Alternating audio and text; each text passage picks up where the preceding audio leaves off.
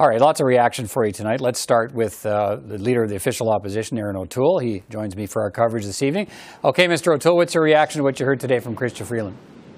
Well, we were hoping to hear a plan, Peter, and there's no plan. And as you know, for weeks we've been asking about the plan for vaccines. That's what our economy needs to survive in the pandemic. Other economies are going to be getting it in the next few days.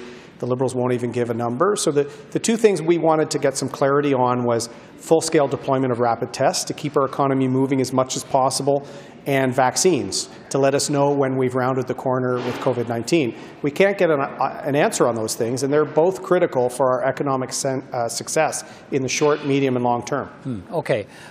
So, look, let's talk about what it is in there. Is there anything in there you think is a good move forward in dealing with the pandemic?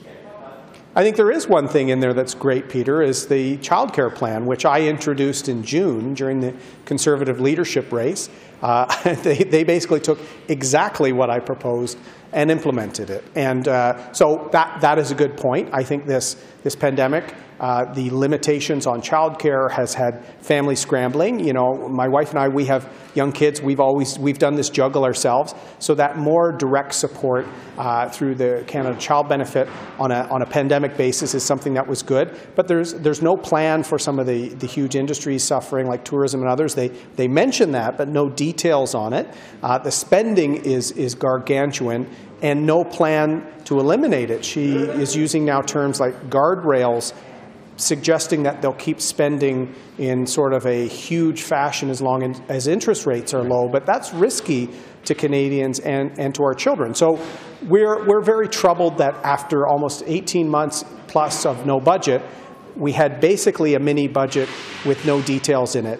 So we're pretty disappointed overall. Her point on the guardrails is that, look, we'll get another fiscal anchor at some point, and the guardrails will sort of keep us on track till we get to that point, till we decide sort of what the cutoff point is for increased spending when the time is to wind it down. And I guess her point being, look, it's better to spend too much than to spend too little during a pandemic. And so, you know, if you were Prime Minister right now, how would you be dealing with this notion of needing to spend more to do whatever it takes to get people through this, or start winding it down?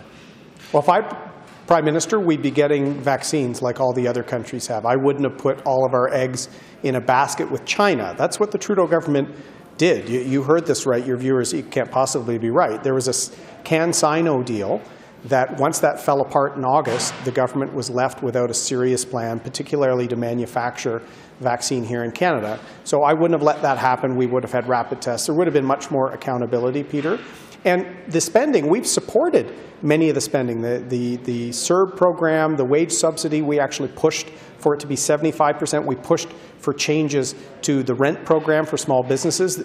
The Trudeau government prorogued Parliament before they actually help small businesses. Remember that. The bill they just introduced should have been 6 months ago. So we've supported spending to help people, but a lot of the spending wasn't smart. You know, we could have helped small businesses and farms and others if we'd not spent money to stay home for students, if we'd increased Canada Summer Jobs, for example. So there has to be smart spending, and there has to be a plan to get into reasonable fiscal waters. We are basically guaranteeing a prolonged recession with the Trudeau-Freeland plan, and they don't seem to mind. The guardrails mean they say, well, interest rates are low, we're going to spend away the next generation's future. So we need to make sure spending goes to people and to preserving jobs, not just spending for the sake of spending. Where there is spending, and one, let me talk about one item with you in particular, and this $1 billion fund for improving conditions in long-term care homes in the country, but there are strings attached. The federal government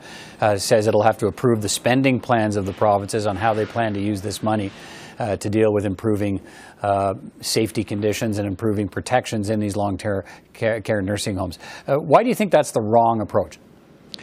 Well, because that's not how our Constitution is structured, and it's also paternalistic.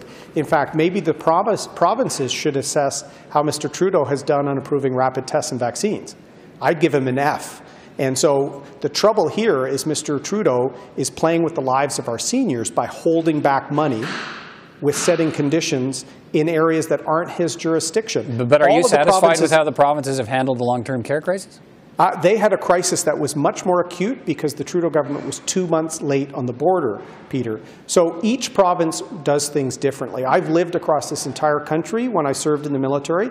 The programs and way long-term care is structured in Nova Scotia versus Quebec versus British Columbia. Totally different. So why would we suspect that a bureaucracy in Ottawa would know better than Victoria or Halifax or Quebec or Toronto? It's this Ottawa knows best approach of Mr. Trudeau. He fails on the things under his own jurisdiction, rapid tests, vaccines, and then interferes in the provinces who are doing their best amidst a pandemic. So this is a time for collaboration, not for confrontation. Okay. So that was totally unacceptable. Your time's running out. I know you got to go, but just very quickly, if I get a quick answer on this, they're going to spend up to $100 billion over 3 years to sort of create a fairer, greener economy. What do you think that money is going to be for? I mean, they've talked about childcare and other things. What do you think of that?